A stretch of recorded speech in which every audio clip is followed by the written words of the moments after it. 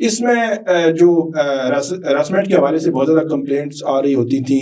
میں کیونکہ کچہری جاتا تھا, کچہری اتنی عدالتیں تھیں, اب کر رہے ہوتے تھے کہ یار کچہری میں جو سول کوڈز ہیں, فوجداری کے کیسز ہیں یا کنزیومر کوڈز ہیں, کوئی انٹرسٹنگ کیس نکالا جائے کہ جس سے اچھی خبر بنے, یہ کوشش میں کر رہا ہوتا تھا. تو وہاں پہ مجھے وہ مل گئی یہ ہراسمنٹ کی نا ایک, وہاں پہ جو انسداد رسید یا فیٹ ہوتی تھی. تو میں نے وہاں جانا شروع کر دیا. وہاں پہ رحمان شہزاد صاحب تھے اس وقت, آج ابھی بھی ہیں, تو ان سے بھی ملاقات ہوئی. انہوں نے مجھے بتایا آپ کو کیس کوئی مطلب فائل ہوا, کوئی ججمنٹ آئی, اس کو میں نے رپورٹ کرنا شروع کیا. تو جب رپورٹ ہونا شروع ہوا ایکسپریس میں, تو وہ جو ہے وہ آگے پھر پورے میڈیا جو ہے وہ اس میں ایکٹیو ہو گیا. پھر ڈان, ٹریبیون, مختلف جو اخبارات ہیں ان کے رپورٹرز, بلکہ وہ پراپر جو ہے انہوں نے پوری ایک بیٹ بنا دی. اس کے بعد جو ہے وہ بیٹ بنی ہے. اچھا, اس میں بھی ایک بڑا دلچسپ معاملہ ہوا ہے, جس کے بعد میں تھوڑا سا نا, کیونکہ نیا نیا کام تھا تو بندہ سیکھتا ہے ہر ایک بات سے. ایک دن یہ ہوا کہ ایک کمپلینٹ آتی ہے, ایک کسی ادارے کے ڈی جی تھے. اچھا, کمپلینٹ آئی فار ایگزامپل ایک فزیکل ہراسمنٹ, یا آپ یہ کہتے ہیں کہ آفس میں کسی نے ہراس کیا کسی خاتون کو, مسٹر ایکس نے وائی کو کیا. اچھا, وائی کو کیا تو جو وائی تھی خاتون, اس نے ایکس کے خلاف اپنے باس کو اپلیکیشن دی. اب باس تھے ڈی جی, اپلیکیشن دی, انہوں نے کوئی آرڈر کیا, ٹھیک آرڈر نہیں تھا, بہرحال وہ چلی گئی ہراسمنٹ اس میں متسب میں. اچھا, متسب کے پاس جب گئی تو متسب نے نوٹس کر دیا اس وائی جو خاتون تھی, ایکس کو بھی اور ڈی جی کو بھی. اب ڈی جی بیچارے کا ڈائریکٹ تو تعلق نہیں تھا ہراسمنٹ کے ساتھ. اچھا, یہ خبر لاگی, آپ کو پتا ہے کہ خبر ٹاپ کا جو ہیرارکی ہوتی ہے, جب اس کو نوٹس ہوتا ہے تو اس کی خبر ٹاپ پہ لگتی ہے کہ ڈی جی انسداد حراسیت متسب نے فلاں جو ہے ڈی جی کو نوٹس کر دیا خاتون کو ہراساں کرنے پر. اچھا, ڈی جی صاحب جو ہے اگلے دن انہوں نے جناب میرا نمبر کہیں سے لیا, نمبر لے کے تو آفس آ گئے, ایکسپریس کے آفس میں. وہاں پہ بیٹھے, میرے ساتھ انہوں نے ملاقات کی. انہوں نے کہا یار مسئلہ یہ ہے کہ جب سے یہ خبر لگی ہے نا, تو میں تو گھر جو ہے وہ معاشرے میں, گھر میں وہ لوگ سمجھ رہے ہیں شاید میں نے ہراساں کیا ہے. تو اب جب میں نے اس پڑھا, سارے آرڈر کو پڑھا, خبر کو پڑھا, تو میں نے ان سے بالکل, میں نے کہا کہ آپ کا مطلب بالکل آپ نے جائز بات کر رہے ہیں. اور اس کے بعد پھر میں تھوڑا سا الرٹ ہو گیا. میں نے کہا کہ یہ ایک ایسا سٹگما ہے کہ معاشرے میں کسی بھی افسر, کسی بھی عام بندے کے حوالے سے اگر یہ بات ہوگی تو وہ بیچارہ تو معاشرے میں کیا فیملی کے سامنے منہ نہیں دکھا سکتا, کیا وضاحتیں دے گا. تو میں نے کہا کہ آپ کی یہ بالکل ایکوریٹ وضاحت جو ہے میں اپنی طرف سے کورٹ آرڈر کر کے, کہ کورٹ نے آرڈر میں یہ کیا ہے کہ فلاں بندے کے خلاف حراسیت کی تھی, آپ نے انکوائری کرنی تھی یا نہیں کی, یا جو بھی آرڈر ہے آپ کا اس میں ڈائریکٹلی تعلق نہیں ہے. تو اس کے بعد پھر میں الرٹ ہو گیا کہ یار اس قسم کی جو پٹیشن ہے خاص طور پہ ہراسمنٹ والی, وہ بڑی دھیان سے دینی ہے تاکہ کوئی ایسا بندہ جو بیچارہ جس میں انوالو نہیں ہے اس کے خلاف نہ چلی جائے. اچھا, آپ نے ابھی دوران گفتگو فلو میں ایک بات کہی کہ میں مطلب ہم کورٹ رپورٹرز جو ہیں وہ صبح سے لے کے شام تک مختلف عدالتوں میں ہوتے ہیں, وکلاء کے ساتھ ہوتے ہیں, عملے کے ساتھ رابطے میں ہوتے ہیں. اس میں آپ نے کہا کہ ججوں کے ساتھ بھی رابطے میں ہوتے ہیں. تو یہ جو ججوں کے ساتھ آپ لوگوں کا رابطہ ہوتا ہے, یہ کس نوعیت کا ہوتا ہے؟ ویسے ہمارے دوست ہیں سینئر صحافی امتی اللہ جان صاحب, وہ تو بڑے اسٹرکٹ ہیں اس معاملے میں, اور وہ ٹھیک کہتے ہیں ویسے کہ جب صحافی جو ہے وہ ججوں سے رابطہ شروع کر دیں تو پھر تو کام ختم ہو گیا نا, کہ صحافی جا کے چیمبر میں بیٹھ کے.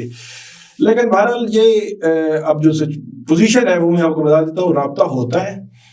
رابطہ ایسا نہیں ہے کہ ہم جو کسی بھی جج کے ساتھ جا کے چیمبر میں کوئی کیس ڈسکس کرتے ہیں یا فلاں کیس ہے یہ وہ, لیکن رابطہ ہوتا ہے. آپ کو بھی پتہ ہے کہ بہت ساری جگہوں پہ اور عدالتوں میں بھی بہت ساری آف دا ریکارڈ چیزیں ہوتی ہیں. تو ان رابطوں میں, ان ڈسکشنز میں, وہ ججوں کے ساتھ ہوں یا دیگر جو لوگ متعلقہ ہوتے ہیں, آف دا ریکارڈ جو باتیں ہوتی ہیں وہ ہمیں, وہ جو شروع میں ہم نے بات کی تھی نا, آبزرویشن دینا کہ یار اس کیس میں اب یہ ہونے جا رہا ہے, اس کیس میں یہ ہونے جا رہا ہے, تو وہ کچھ بیہائنڈ دا سین جو ڈسکشنز ہوتی ہیں ایکوریٹ نہیں ہوتا کہ فلاں پوائنٹ پہ نہیں. جب آپ کسی بندے کے ساتھ بھی بات چیت کر رہے ہوں تو آپ کو پتہ چل جاتا ہے یار یہ بندہ کس مائنڈ کا ہے, کیا کر سکتا ہے, کیا کرے گا. تو اس پہ پھر اسیسمنٹ جو ہے ہوتی ہے, مطلب آپ اس کی پرسنالٹی کو کیلکولیٹ کر کے, بالکل اس کی پرسنالٹی کو کیلکولیٹ کر کے پریڈکٹ کر رہے ہوتے ہیں. پھر ایک اور جو بات بڑی امپورٹنٹ ہے, لوگ یہ سمجھتے ہیں کہ ہم ہر چیز رپورٹ کر دیتے ہیں, ہر چیز بالکل رپورٹ نہیں ہوتی. بہت زیادہ آج بھی میں اگر بات کروں وہ بطور کورٹ رپورٹر 4 مارچ 2024 کو پچھلے 2 سال کی اگر اسیسمنٹ میں آپ کو بتاؤں، صرف 2 سال کی، زیادہ میں نہیں کرتا، کہ آج بھی تقریباً میرے خیال میں 60% انفارمیشن ایسی ہے جو ابھی ریکارڈ میں نہیں آئی. تو بہت ساری انفارمیشن جو ہے وہ وقت کے ساتھ ریکارڈ پہ آتی ہے جو ہے ایکوریٹ ہے، بہت ساری وقت گزرنے کے بعد آتی ہے، تو یہ آہستہ آہستہ آتی رہے گی. لیکن یہ المیہ سمجھیں یا جو بھی سمجھیں کہ ہمارے ہاں جو جرنلزم ہے عمومی طور پر بھی اس میں ایسی چیزیں مطلب موجود ہیں کہ سینسرشپ بھی ہے اور یہاں کے حالات بھی ہیں، حالات کے بغیر تو کیسے چل سکتا ہے. تو اس وجہ سے وہ انفارمیشن جو ہے وہ اتھینٹک بھی ہے، سب کچھ ہے، لیکن وہ وقت کے ساتھ ساتھ جو ہے وہ آئے گی. ہو سکتا ہے کوئی ایسی ہم بھی ایز اے کورٹ رپورٹر کوئی کتاب لکھ دیں، اس کتاب میں آ جائے، لیکن آئے گی. لیکن بتانے کا مقصد یہ ہے لوگوں کو کہ 100% وہ رپورٹ نہیں ہو رہی. مطلب 100% بیہائنڈ دا سین بہت کچھ چل رہا ہوتا ہے نا. تو بیہائنڈ دا سین والا جو ہے وہ جو اسکرین پہ جو چیزیں ہیں جو سامنے نظر آ رہا ہے وہ ہم رپورٹ کر دیتے ہیں، تو پیچھے والی چیزیں رہ جاتی ہیں. ثاقب بھائی، یہ ایک ایڈمیٹڈ فیکٹ ہے کہ جو ہماری جوڈیشری ہے اس کا اگر آپ کلاسیفیکیشن میں دیکھیں دنیا میں تو اس کا نمبر کافی نیچے ہے. تو آپ لوگ جب بیہائنڈ دا سین اس کو کہہ لیں، آف دی ریکارڈ جو آپ کا انٹریکشن ہوتا ہے ججز کے ساتھ، تو آپ نے ججز کے اندر بھی اس کے اوپر کوئی کنسرن دیکھا ہے، کوئی بہتری کی کوشش دیکھی ہے، یا بس چل سو چل ہے، وہ اپنی نوکری کر رہے ہیں، آپ لوگ اپنی نوکری کر رہے ہیں؟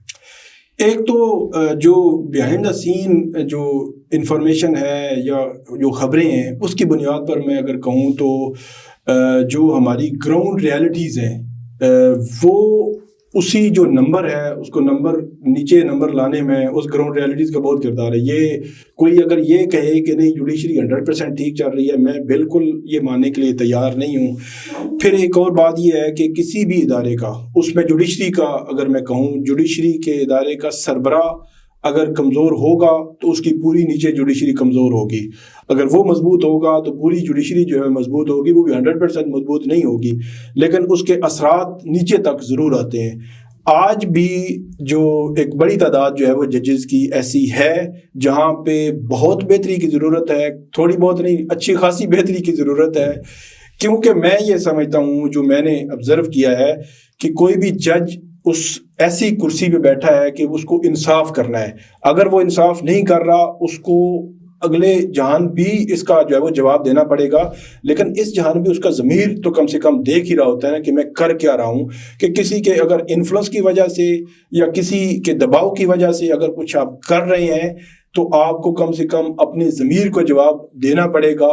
اور کچھ ایسی مثالیں موجود ہیں جن کے ضمیر بعد میں جو ہے وہ ان کو کہیں نہ کہیں مطلب کر رہے ہوتے ہیں، تو ان کو محسوس ہوتا ہے یار کہ جو ہوا وہ نہیں ہونا چاہیے تھا.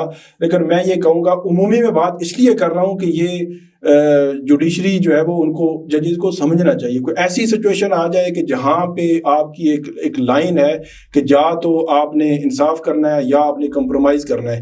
کوئی بھی جج ایک دفعہ اگر اس نے کمپرومائز کر لیا پھر وہ پیچھے نہیں ہٹ سکتا. پھر اس کے پاس 2 ہی آپشن ہوتے ہیں. ایک آپشن کہ وہ نوکری سے چلا جائے یا دوسرا کمپرومائز کرتا رہے. ایک دفعہ کمپرومائز کر لیا پھر وہ جو زندگی بھر جو اسی میں لگا رہے گا، کیونکہ ایک دفعہ جو اس نے کیا ہے اگر وہ پیچھے ہٹے گا تو جاب بھی کرتا رہے گا تو پھر بلیک میل ہوگا.